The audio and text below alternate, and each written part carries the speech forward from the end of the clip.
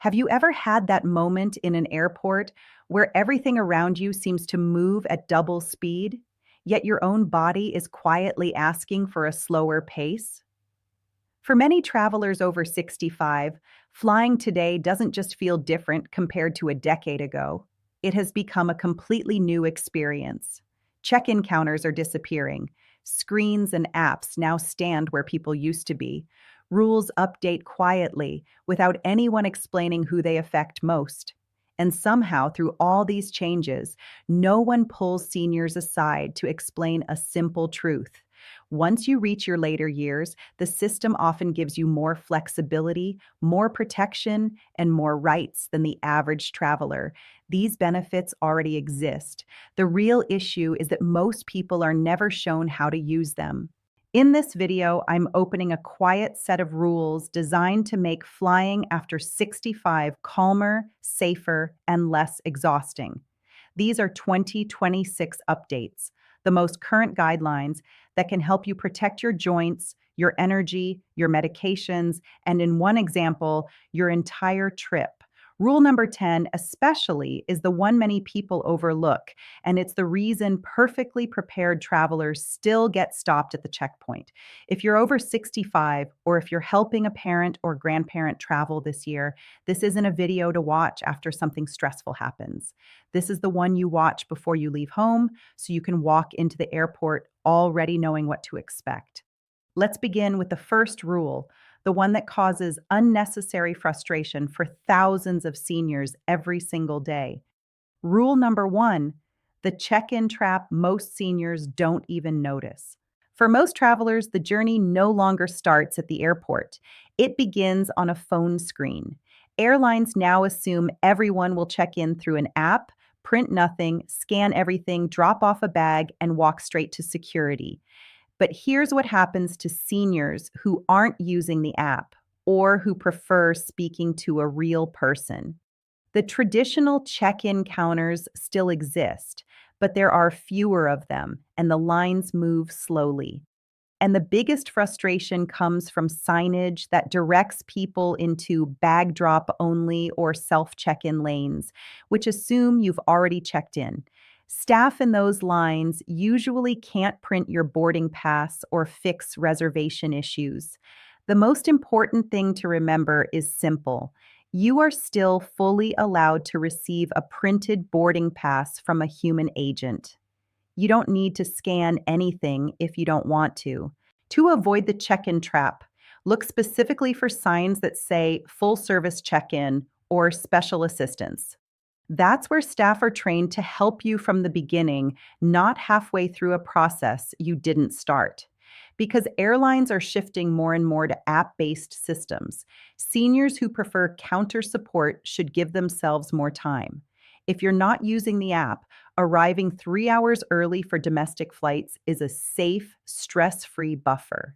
Here's an even smoother option. A family member can check you in remotely through the airline app, then email you the boarding pass.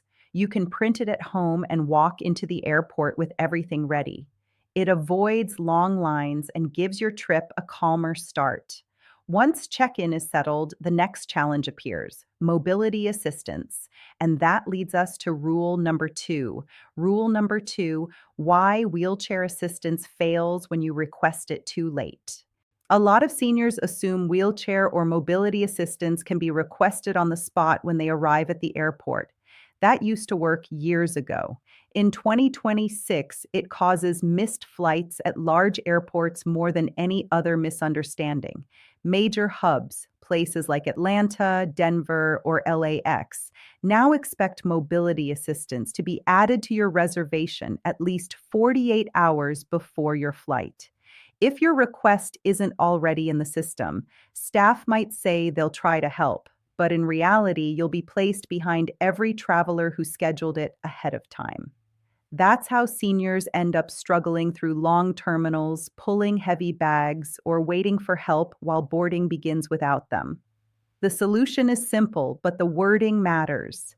As soon as you book your ticket, or even a day later, call the airline and say, "Please add continuous mobility assistance from check-in through boarding with no handoffs. Those words matter because they tell the system you need full, uninterrupted support. Instead of being passed from one staff member to another, someone stays with you the entire time. If long walks, standing in lines, or rushing between gates strain your knees, hips, or back, treat mobility support as part of the ticket, not a last minute favor. One early phone call can save your energy long before you even reach the airport. And once you're moving smoothly through the terminal, a new question comes up. How can you board early even if you don't use a wheelchair? That brings us to rule number 3.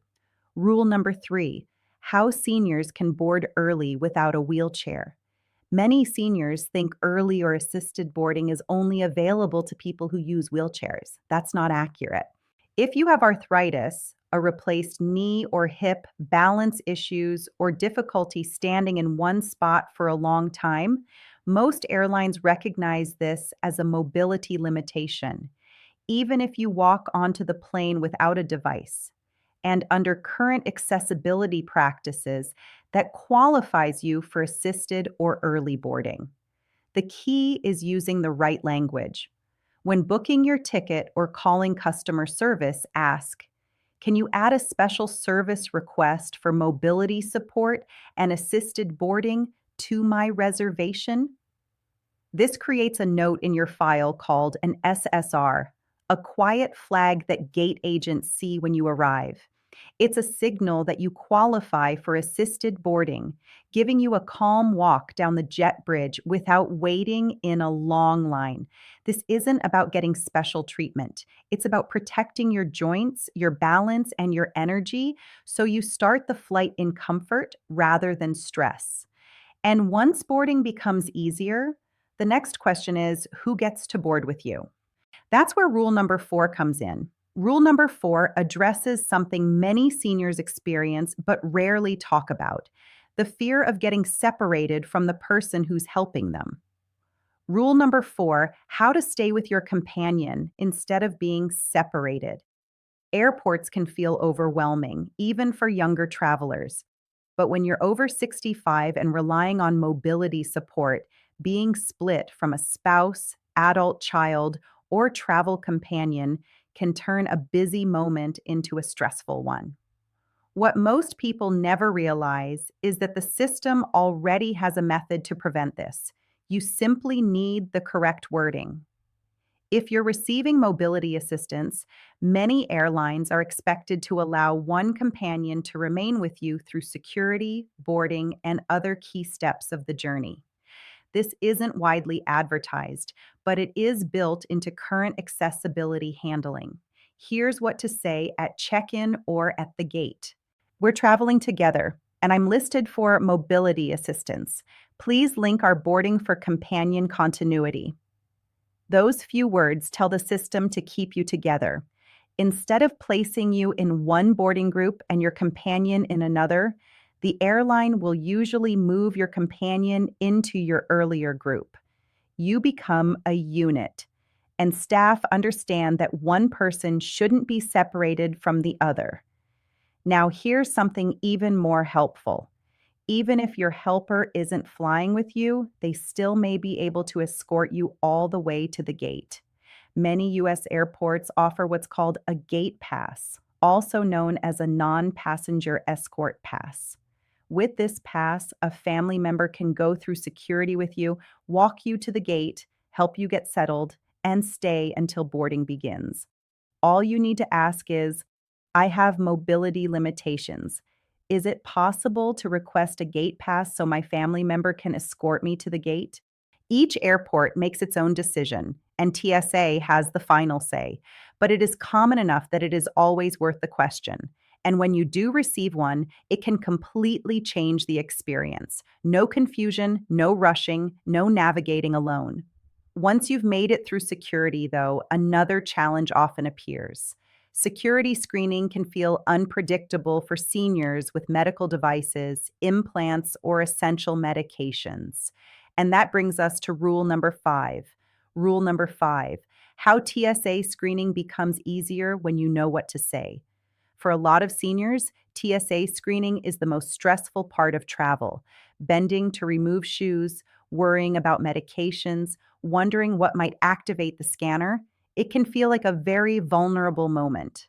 But the good news is this: TSA already makes more allowances for seniors than most passengers realize, especially when medical needs are involved. If you travel with a CPAP, insulin, liquid medication, or special nutrition, TSA classifies these as medically necessary items, not regular toiletries. This means they often do not need to be unpacked or removed from your bag. As your bag goes onto the belt, simply say, "There are medically necessary items in this bag." That short sentence helps the officer understand what they're seeing on the scanner and can prevent unnecessary searches. It keeps your health information private and your belongings organized. Now let's talk about metal implants, joint replacements, and pacemakers. Many seniors worry they will always trigger alarms, but TSA provides a medical notification card, a small form you can print and hand to the officer before screening. You don't need to explain anything in detail. You just offer the card and the officer knows how to proceed. For pacemakers and similar devices, you are allowed to request a manual pat down instead of a handheld wand or standing still in a scanner that feels uncomfortable or unstable. And here's something that helps even more. TSA increasingly allows seniors with mobility or balance limitations to keep their shoes on. If removing your shoes is painful or difficult, explain your limitation gently and ask whether another screening method is possible. As newer scanners roll out, officers are trained to accommodate travelers who cannot bend or balance safely. Once security becomes less stressful, the next major concern is something most seniors worry about quietly: keeping medications safe throughout the trip. And that's where rule number 6 comes in. Rule number 6: medications and liquids. What actually changes in 2026? For many seniors, protecting medications is even more important than protecting luggage. In 2026, the rules are best understood by separating them into two groups: liquids and pills. In the US, medically necessary liquids such as insulin, prescription syrups, liquid nutrition, and the ice packs used to keep them cold are not restricted by the usual 3.4-ounce rule. This surprises many travelers, but the key is transparency. When you reach the checkpoint, simply say, "These are medically necessary liquids." TSA may swab or scan them, but declaring them ahead of time prevents delays and questions. Pills, however, are where seniors run into trouble, especially when traveling internationally. On U.S. domestic flights, TSA usually allows pills in daily organizers, but many foreign countries do not. In places like Japan, the UAE, and parts of Europe, unlabeled pills can be viewed as suspicious. Travelers have had pills examined, counted, and in some cases partially confiscated, even when they were perfectly legal. For international travel, always keep medications in their original pharmacy containers, clearly labeled with your name and dosage.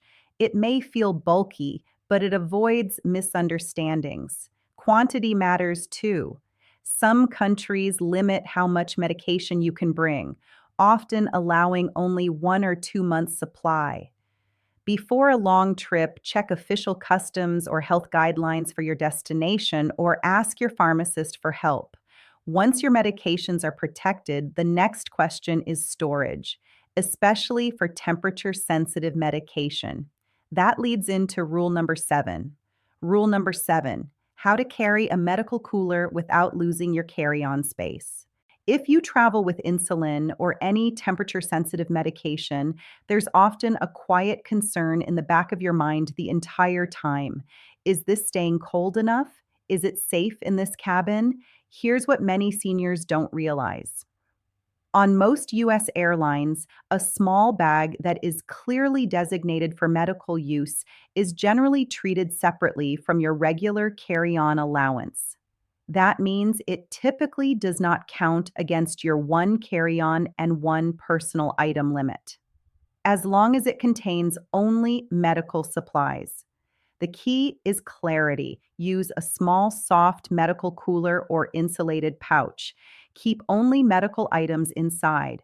Attach a simple visible tag that says medical supplies or insulin.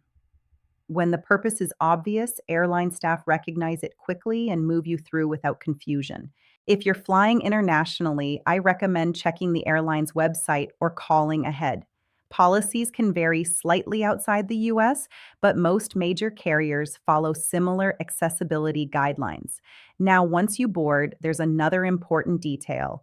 Avoid placing temperature sensitive medication in the overhead bin. Cabin temperatures can fluctuate, and overhead compartments may become warmer than expected. Instead, keep your medical pouch with you under the seat. And here's a moment that makes a real difference. Ask for help early, not halfway through the flight. As you board, gently say to a flight attendant, "I'm traveling with temperature sensitive medication. Would it be possible to store this in the crew cooler?" Many flight crews will help as a courtesy when they are asked calmly at boarding time. A clearly labeled medical pouch makes it easier for them to say yes and easier to remember to return it before landing. With medications handled properly, we move to something equally important: your body during the flight itself. Rule number 8: why the right seat is an accessibility need, not a luxury. A middle seat can feel uncomfortable at any age, but at 65 or 75, with joint stiffness, a replaced hip, arthritis, or balance concerns, it can leave you sore for days after the trip. Here is something most seniors are never told. On many U.S. airlines, requesting an aisle seat or bulkhead seat can qualify as an accessibility need, not simply a preference. If you struggle to stand from a low seat, need easier restroom access, use a cane or walker, or experience significant joint discomfort, you are not asking for an upgrade. You are requesting a seat your body can safely manage. The wording matters again. Instead of saying, "Can I change my seat?" try saying, "I need an accessibility seat for mobility and comfort under DOT policy."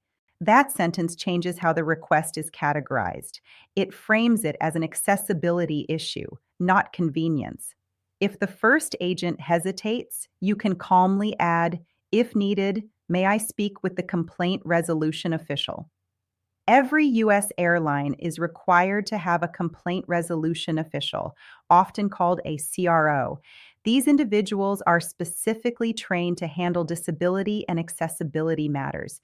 You may never see a sign for them, but mentioning the role signals that you understand your rights.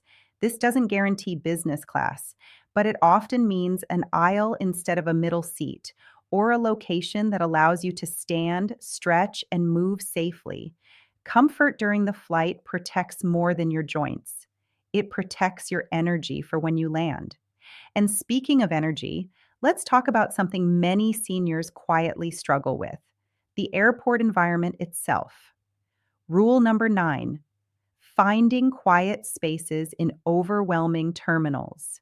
Airports today are bright, loud, and constantly moving.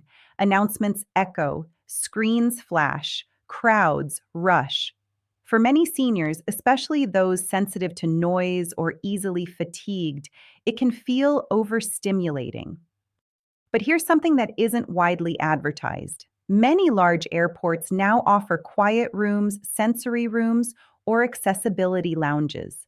The names vary, but the purpose is the same: softer lighting, reduced noise, comfortable seating, and a calmer atmosphere.